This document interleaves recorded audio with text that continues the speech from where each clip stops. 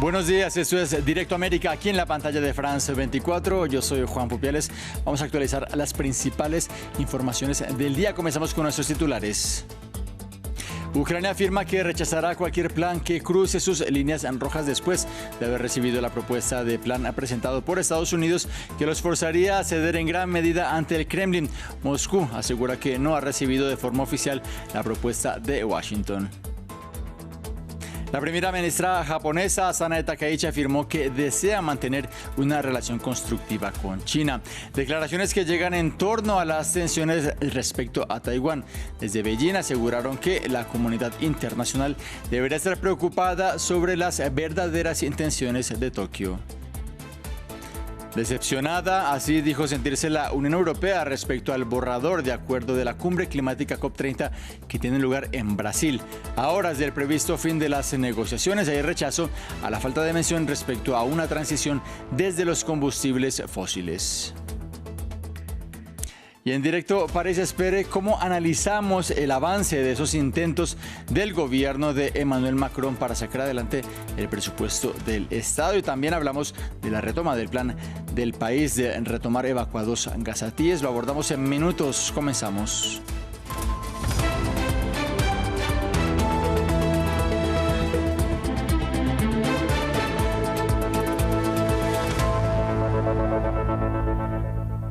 Damos inicio en Ucrania, donde un nuevo ataque ruso sobre Zaporilla, al sureste del territorio, deja 5 muertos. Esto mientras en el plano diplomático el principal negociador ucraniano indicó este viernes que su país rechazaría cualquier propuesta que cruce sus líneas rojas. Una respuesta al denominado plan de paz de 28 puntos que se traduciría en prácticamente una capitulación de Kiev ante Moscú. El presidente Volodymyr Zelensky tendrá conversaciones con los principales líderes europeos, Francia, Alemania y Reino Unido. Desde el Kremlin aseguran que, aunque no han recibido de manera oficial el texto, urgen a Ucrania a negociar ahora o perder más terreno. Veamos más acerca de este plan en el siguiente informe. El plan estadounidense para Ucrania, cuyos principales artífices son el enviado especial de la Casa Blanca Steve Witkoff y el secretario de Estado estadounidense Marco Rubio, consta de 28 puntos. Algunos en ocasiones son contradictorios. El primero de ellos en particular afirma que se confirmará la soberanía de Ucrania, mientras que el punto número 21 propone la anexión por parte de Rusia de varias regiones ucranianas. Crimea, Lugansk y Donetsk, actualmente ocupadas por las tropas de Moscú, pero también una buena parte de las provincias de Jersón y Zaporilla, donde la línea del frente quedaría congelada. Otra contradicción, el plan menciona sin detallarlas garantías de seguridad fiables para Ucrania, pero le impone limitar su ejército a 600.000 soldados. Para Washington, Kiev también debe renunciar definitivamente a entrar en la OTAN. Por su parte, la Alianza Atlántica debería aceptar no estacionar tropas en Ucrania. En cambio, se instalarían aviones de combate en Polonia. El plan autoriza una posible adhesión de Ucrania a la Unión Europea y dedica varios puntos a la reconstrucción de la economía y las infraestructuras del país. Una reconstrucción financiada en parte por $100.000 millones de activos rusos congelados invertidos en proyectos cuyos beneficios se destinarán en su mitad a Estados Unidos, y $100.000 millones aportados por los europeos, que también podrán desbloquear fondos rusos. Más allá de este dinero, las sanciones contra Moscú podrían levantarse tras las negociaciones y Rusia volvería a integrarse en el G8 y en todas las instituciones económicas mundiales. Uno de los puntos incluso concede a los rusos el 50% de la electricidad producida por la central nuclear de Zaporilla, la más grande de Europa y ubicada en Ucrania. Por último, el plan estadounidense prevé una amnistía para todos los delitos cometidos durante el conflicto y exige a Ucrania que organice elecciones en los 100 días siguientes a su adopción. Para ampliar al respecto de este conflicto, vamos a Kiev con nuestra enviada especial, Catalina Gómez Ángel. Catalina, ¿cómo interpretar las señales enviadas por Ucrania en respuesta al plan de Estados Unidos? Bueno, lo primero que se comenta en la prensa local y también con ucranianos que hemos hablado esta mañana es la actitud del presidente Zelensky y de su gobierno, una actitud conciliatoria sobre lo que ha dicho Washington, le ha presentado. Obviamente no lo han aceptado, tampoco lo han negado. Ellos hablan de una paz digna. Sin embargo, la gente está a la espera de lo que pueda conversar el presidente Zelensky con el presidente Trump, que no solamente ha puesto sobre la mesa esta propuesta, sino que saben también que quiere acelerarla y que esta llega a una conclusión absolutamente rápida. Ellos aquí en Ucrania lo siguen viendo como un plan absolutamente que beneficia a Moscú. Han puesto muy claro cuáles serían esas líneas rojas para empezar. Nunca reconocer que esos territorios ocupados por Rusia puedan ser reconocidos como rusos, y también hablan de esas necesidad de Ucrania de defenderse. Sin embargo, aquí hay mucha confusión dentro de la población y dentro de los medios, que todavía realmente no entienden lo que pudo estar pasando, todavía no entienden realmente qué tanto Ucrania estuvo involucrado en estos 28 puntos que fueron presentados ayer. El secretario de Defensa, el asesor Rostom Umarov, que fue el ministro de Defensa, habría estado en Estados Unidos. Él dice que no tuvo que ver nada con este plan. Él dice que solamente programó reuniones. Sin embargo, hay, como veníamos hablando, hay gran confusión. Hay gente que está muy triste, dice que realmente sienten que Ucrania sale perdiendo con este plan después de todo lo que ha sufrido y cuántas personas han muerto y cuántos militares han dejado la vida, especialmente en esa región del Donbass, que tendría, según este plan, que pasar a ser parte del territorio, o por lo menos de facto, de Rusia. También están a la espera de la propuesta que pueda presentar Europa, de la que se habla que podría llegar en los próximos días, de una contrapropuesta a esto presentado ayer. Sin embargo, estamos a la espera realmente de cuál sea la decisión final que tome el presidente Zelensky. Es bien importante deducir hoy de muchas de sus personas cercanas en las redes sociales, que tratan un poco de mostrar y de vender este plan, de cierta manera diciendo que Ucrania está en una situación difícil, tanto militar como económica, porque tanto Estados Unidos como Europa tendrían que darle la financiación a Ucrania para seguir subsistiendo, especialmente el próximo año, y dicen que firmar un plan ahora podría ser una posibilidad para que Ucrania no tenga que pasar por esta mala situación, especialmente en falta de dinero para sostener la guerra. Así que yo creo que, como dicen aquí en Ucrania, vamos a ver cómo se desarrollan las próximas horas, pero especialmente en los próximos días, especialmente cuando el presidente Zelensky hable con el presidente Trump. Catalina Gómez Ángel, corresponsal de France 24, enviada especial de France 24. Gracias por este reporte. En Asia, este viernes continúa el intercambio de palabras en medio de las tensiones entre China y Japón. Se trata de un desencuentro que comenzó luego de que la primera ministra japonesa hablara de una eventual respuesta militar si llegara a tener lugar un ataque chino sobre Taiwán. En las últimas horas, la lideresa japonesa hizo unas declaraciones en un tono conciliador, una narrativa distinta a lo expresado por Beijing. Con respecto a China, a finales del mes pasado, el presidente Xi y yo confirmamos la dirección general de promover de manera integral una relación estratégica y mutuamente beneficiosa y construir una relación constructiva y estable. No hay absolutamente ningún cambio en esta postura.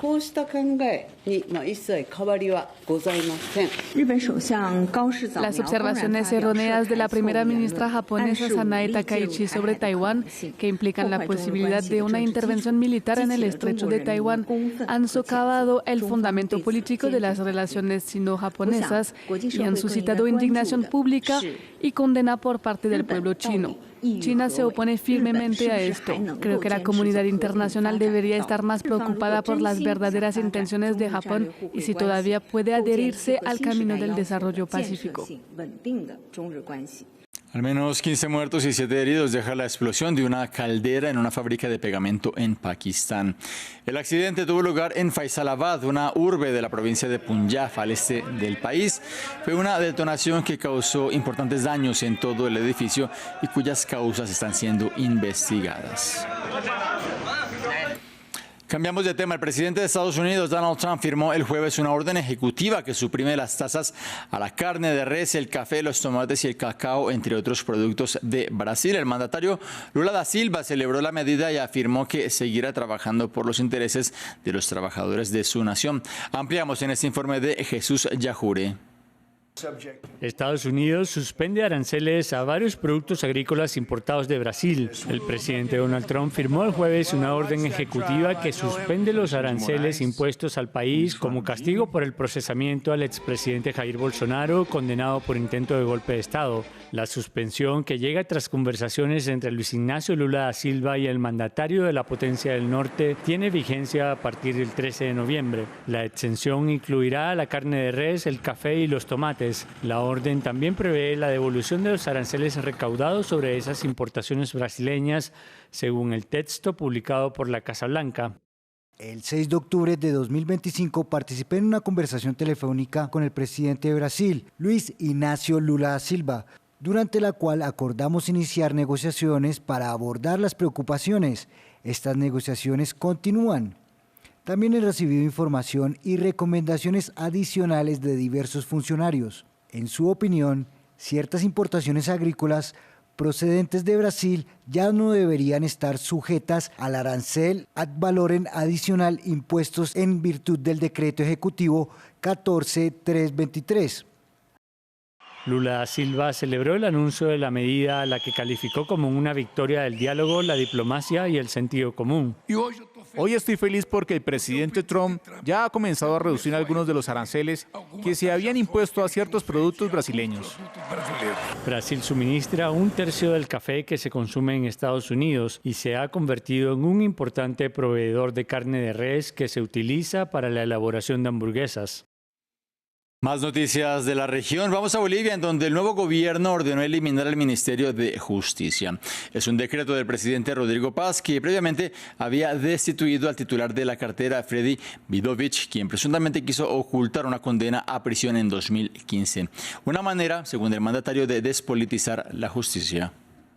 Se acabó el Ministerio de la Persecución, se acabó el Ministerio de la Injusticia, se acabó el ministerio que era vender sentencias, se acabó el ministerio que era una forma de cómo chantajear a la sociedad desde el poder político. Ningún político, sea presidente, vicepresidente, senador, diputado, ministro, nunca más habrá la injerencia de la política en la justicia. En Belém do Pará, las negociaciones de la COP30 quedaron retrasadas tras un incendio el jueves en uno de los pabellones que no dejó personas heridas. Naciones Unidas muestra esperanza en poder ahondar en el compromiso de frenar la utilización de los combustibles fósiles. Sin embargo, algunos países bloquean cualquier avance y la Unión Europea se declaró decepcionada este viernes con el último borrador de la COP30. Veamos más en este informe. Después del incendio, los participantes de la COP regresan a los lugares de negociación.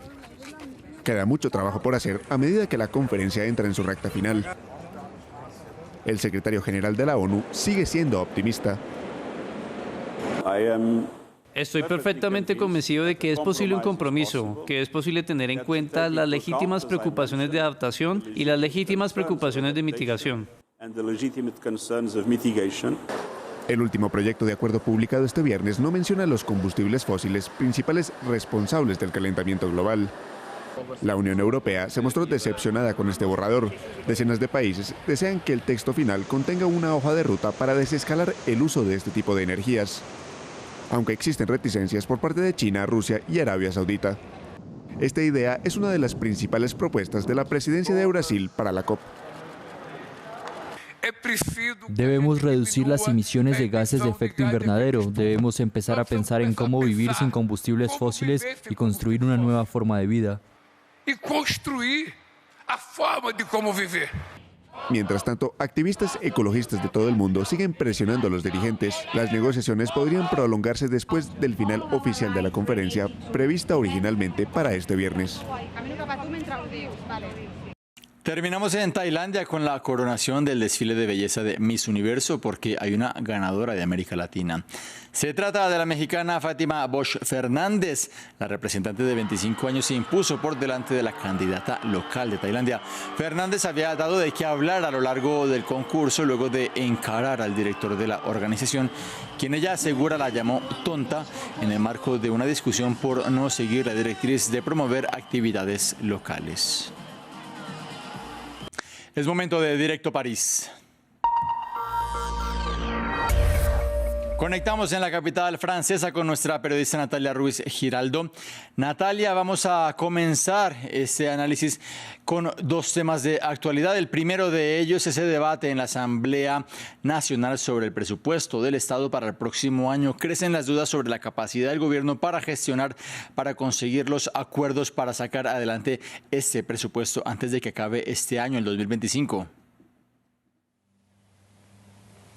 Muy buenas tardes. Así es, todo parece indicar que todo se dirige en todo caso a una especie de impasse y de que no se lograría obtener un acuerdo para ese presupuesto. De hecho, hoy el primer ministro Sébastien Lecornu está almorzando con los líderes de las bancadas en el Parlamento, tanto de centro como de derecha, para hablar sobre este tema. Más teniendo en cuenta que en estos momentos la Asamblea Nacional está examinando la parte que tiene que ver sobre recaudación, que forma parte de ese presupuesto para 2026 y un voto que tienen que ya haber terminado para la noche de este próximo domingo. Y por su parte el Senado también está examinando esta vez la parte que tiene que ver sobre seguridad social. Se sabe hasta ahora que el Senado ha venido haciendo retoques bastante importantes al texto que les fue entregado por parte de la Asamblea Nacional, con un aumento más de impuestos y sobre todo tratando de evitar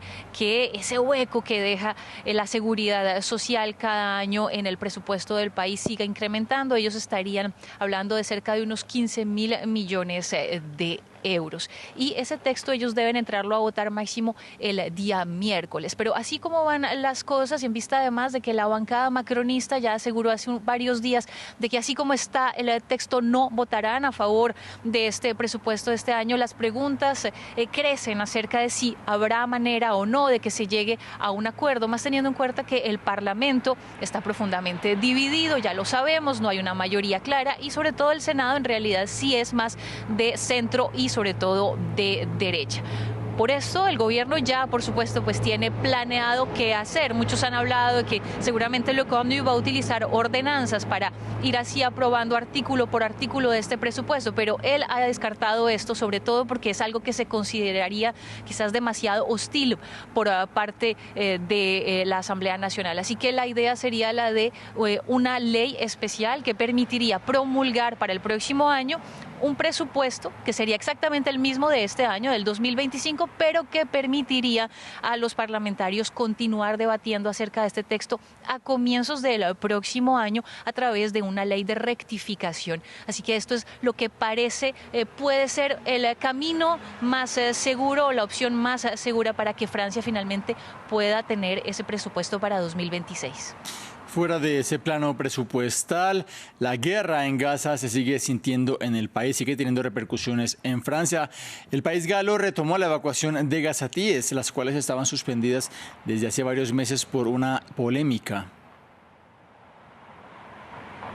Así es, pues estas operaciones de evacuación se congelaron en agosto de este año. ¿Por qué? Bueno, en ese momento se dio a conocer todo el escándalo de una estudiante palestina que estaba aquí en Francia y que debía comenzar sus estudios en el Instituto de Ciencias Políticas de la ciudad de Lille. Y ella en sus redes sociales hizo una serie de publicaciones antisemitas, en algunas de ellas incluso llamaba a asesinar a los judíos. Y por esto Francia decidió por poner en todo caso un pare a esas operaciones de evacuación.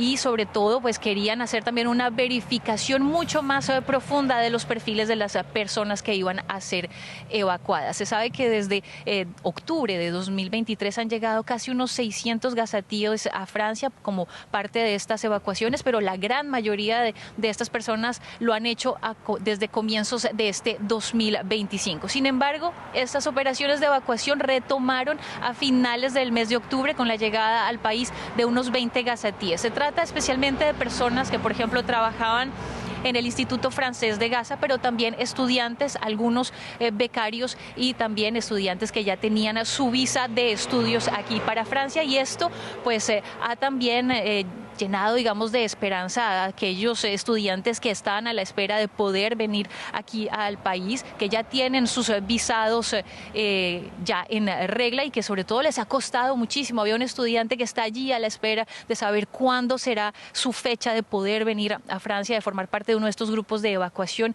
Él en realidad continúa estudiando francés, está muy atento a lo que suceda y sobre todo porque ha sido un esfuerzo económico supremamente importante. Esas visas más los gastos de inscripción en las instituciones universitarias tienen un costo de alrededor de los 8.500 euros. En todo caso, por ahora se espera, sí, lo ha dicho el Ministerio de Relaciones Exteriores, de que va a haber otras evacuaciones más. Las fechas todavía quedan por determinar. Natalia Ruiz Giraldo, periodista de France 24 en París. Gracias por este reporte. Avanzamos. Es momento de nuestro reportaje del día. Mientras la cumbre climática COP30 llega a su recta final en Brasil, la carrera por el petróleo se intensifica en la Amazonia. El IBAMA, organismo gubernamental brasileño encargado de la protección ambiental, acaba de autorizar al grupo Petrobras a explotar varios pozos en la desembocadura del río Amazonas. Asociaciones en defensa del medio ambiente advierten sobre un desastre ecológico y social. Sin embargo, en la frontera con la Guayana Francesa, la ciudad de Oiapoque espera la llegada del petróleo. Veamos. En plena selva amazónica, en la frontera de Brasil con la Guayana Francesa, está Oiapoque, que podría convertirse en la futura capital petrolera del país. La región, ya conocida como tierra prometida para los buscadores de oro, ahora lo es también para el oro negro. El gigante Petrobras acaba de anunciar la construcción de varios puntos de perforación a 100 kilómetros de aquí, en la desembocadura del Amazonas. Es una apuesta. Estoy construyendo esta bodega porque estoy seguro de que aumentará el tráfico por carretera y habrá más mercancías para almacenar. Lo que va a pasar en nuestra costa es enorme y tenemos la oportunidad de aprovecharlo, de generar riqueza y hacer prosperar nuestra región. Es una esperanza. La población de la ciudad, hoy de 27.000 habitantes, sigue creciendo. Cientos de trabajadores llegan de todo el país en busca de un futuro mejor, como Jennifer. Con la llegada de Petrobras hay nuevas oportunidades de empleo. Es un lugar que se va a desarrollar mucho más y va a ayudar a mucha gente. Bueno, ya lo está haciendo. En la desembocadura del Amazonas, en la isla de Marajó, la llegada del gigante brasileño preocupa a esta comunidad pesquera. Su región ya es un corredor para barcos que transportan soya y otros alimentos. Los proyectos de perforación de Petrobras representan otra amenaza para su sustento. Esta semana pasó un petrolero y destrozó nuestra red. La hizo trizas. 300 metros destruidos. Lo perdimos todo. ¿Y ahora cómo vamos a vivir? ¿Nos vamos a morir de hambre? Se está volviendo muy difícil. Las vibraciones de los barcos también ahuyentan a los peces. Mientras tanto, los ambientalistas temen las consecuencias para este ecosistema, uno de los más ricos del planeta.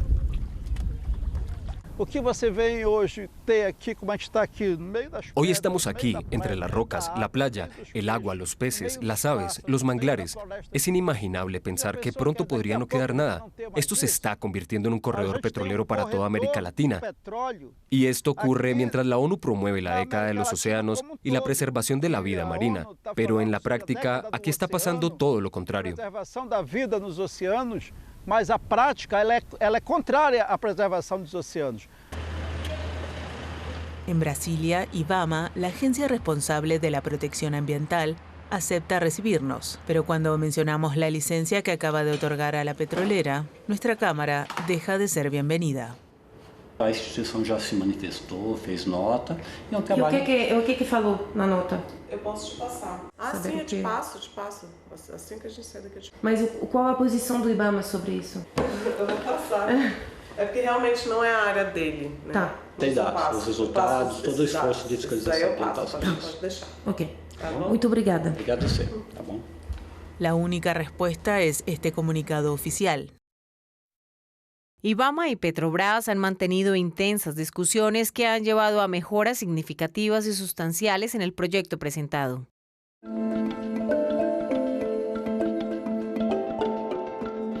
Las autoridades aseguran que la presencia de Petrobras multiplicará por 10 el PIB regional para 2035.